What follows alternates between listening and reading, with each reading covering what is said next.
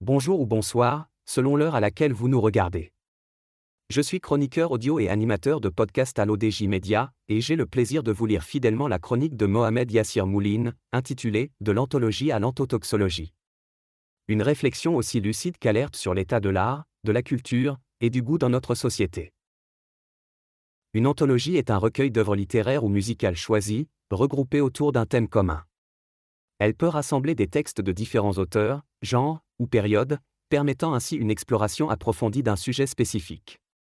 Une anthologie sert à présenter et à mettre en valeur la diversité et la richesse de la poésie. Une anthologie peut être utilisée pour découvrir et apprécier différents styles, thèmes et formes poétiques. Elle permet de rassembler des œuvres significatives qui représentent l'histoire et l'évolution de la poésie. Et comme exemple, l'anthologie grecque est un recueil de poésie grecque ancienne. The Beatles Anthology est un recueil musical des Beatles. L'anthologie de la poésie française, compilée par Georges Pompidou, est un exemple littéraire. L'anthologie de la musique andalouse et du Mélin. L'auteur introduit ici les fondations nobles de l'anthologie comme objet de transmission artistique. Et lorsque les repères poétiques sont renversés et que la beauté de la poésie est remplacée par des paroles vulgaires et dégradantes, propres aux rues, qui prônent l'addiction et la drogue, ainsi que la révolte contre les valeurs morales et nationales. Et lorsque les mélodies musicales se transforment en cris, en vacarme et en discordance musicale, et que le public hurle pour bisser un refrain. C'est alors que les aiguilles de l'horloge s'arrêtent sur le terme d'anthologie, et que nous annonçons la naissance de l'anthotoxologie. Cette anthotoxologie reflète une dégradation profonde de l'art, où les valeurs esthétiques et morales sont sacrifiées au profit d'une forme d'expression vulgaire et dégradante. Les conséquences d'une telle dégradation de l'art sont prévisibles: perte de la valeur esthétique, dégradation des valeurs morales et sociales, et influence néfaste sur les jeunes générations. L'auteur affirme ici que l'art devient toxique lorsqu'il s'éloigne de ses principes fondateurs. Quand la nation tremble sur une note discordante dans un soir d'été, la ville était envahie par les foules. Des lumières hurlaient, des haut-parleurs rugissaient, et des visages se balançaient comme s'ils célébraient une victoire qui n'avait pas eu lieu, ou un deuil pour quelque chose qui n'était pas mort. Le spectacle s'est terminé, et l'histoire a commencé. Le problème ne réside pas dans une fête bruyante ou un festival dont les lumières brillent plus qu'elles n'éclairent, mais dans une conviction qui s'est glissée dans les esprits à la dérobée, et qui a fait du bruit une réussite, des foules une preuve de valeur, et de l'art quelque chose qui n'a pas besoin de goût, du moment que les applaudissements sont là.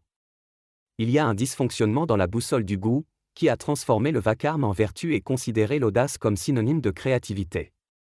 L'auteur souligne ici la confusion entre succès de foule et vraie valeur artistique.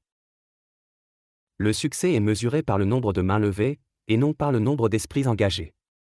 La confusion est devenue dominante, l'audace est présentée comme de la liberté, la futilité est présentée comme de la simplicité, et le vacarme est déclaré créatif parce qu'il a remué le public.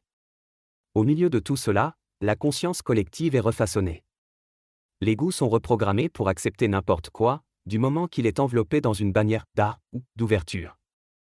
Le danger est que les gens s'habituent à la discordance, au point de ne plus entendre que cela. Ce qui est présenté sur scène ne relève pas du divertissement ni de la culture, mais plutôt d'un vide brillant, emballé dans des effets, et présenté comme une réussite.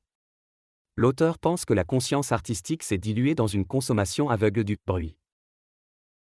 Nous sommes dans un monde où les repères sont perdus. Le goût est épuisé, les valeurs reculent en silence, et le sens est remplacé par le rythme. C'est un monde où la célébration est devenue un acte mécanique, qui n'attend pas d'occasion, mais où des haut-parleurs suffisent à étouffer les questions. Derrière toutes ces lumières trompeuses, une question essentielle se cache: qui éduque le goût? Qui garde le sens? Qui fixe les limites entre la liberté et la vulgarité? Le festival, qui est censé être une célébration de l'art, se transforme en un miroir précis d'une société qui se balance, non pas par plaisir, mais par confusion. L'auteur pose ici la question fondamentale des gardiens du goût et des repères moraux. La futilité est devenue une marque déposée dans de nombreux domaines, une marque qui vise à endormir et à hypnotiser, tout en brisant la boussole socio-pédagogique de la société. Celui qui suit l'actualité publique remarque que la futilité ne se limite pas seulement à l'art, mais qu'elle commence à se propager à travers la création de médias futiles et de contenus d'influenceurs futiles, puis elle est adoptée par le politicien futile qui prononce un discours politique populiste, insultant et attaquant tous ceux qui s'opposent à lui ou ne partagent pas son idéologie et sa pensée, et qui lance des blagues et des moqueries sans aucun contrôle, l'important étant que la futilité est devenue un moyen important pour attirer le public. L'auteur dénonce ici la contagion de la futilité dans toutes les sphères sociales. Peut-on dire que le Maroc est en train de subir une crise morale ? Une crise qui se manifeste principalement par l'utilisation de chansons contenant des paroles dégradantes, vulgaires et de mauvais goût, qui portent atteinte au système de valeurs de la société marocaine. Ces chansons rencontrent un grand succès auprès des jeunes Marocains et sont populaires parmi ceux qui partagent des valeurs similaires, c'est-à-dire ceux qui ont une vision dégradée de la morale. Ces jeunes, consommateurs et amateurs de cette forme d'art défectueuse, y trouvent un moyen d'exprimer leur mécontentement et leur insatisfaction face à leur réalité. L'auteur questionne ici l'ancrage de la dégradation morale dans la jeunesse marocaine. Il est temps de se poser des questions sur la direction que prend l'art et la culture dans notre société. Les artistes qui prônent de telles valeurs sont-ils encore des artistes ou des propagandistes d'une idéologie malsaine ?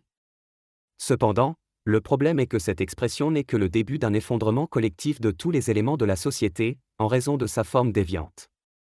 À ce moment-là, le prix à payer sera très élevé. Il est donc essentiel que les responsables mettent en place des règles éthiques et professionnelles pour gérer le contenu artistique, en particulier lorsqu'il est présenté sur des plateformes marocaines ayant un écho mondial. Les manifestations artistiques ne sont plus de simples événements musicaux passagers, mais sont devenues une vitrine culturelle qui reflète l'image du Maroc devant le monde. Merci d'avoir suivi cette lecture fidèle de la chronique de Mohamed Yassir Mouline. Je vous donne rendez-vous très bientôt pour une nouvelle chronique sur l'ODJ Média. Et comme toujours, nous veillons à respecter chaque mot de l'auteur.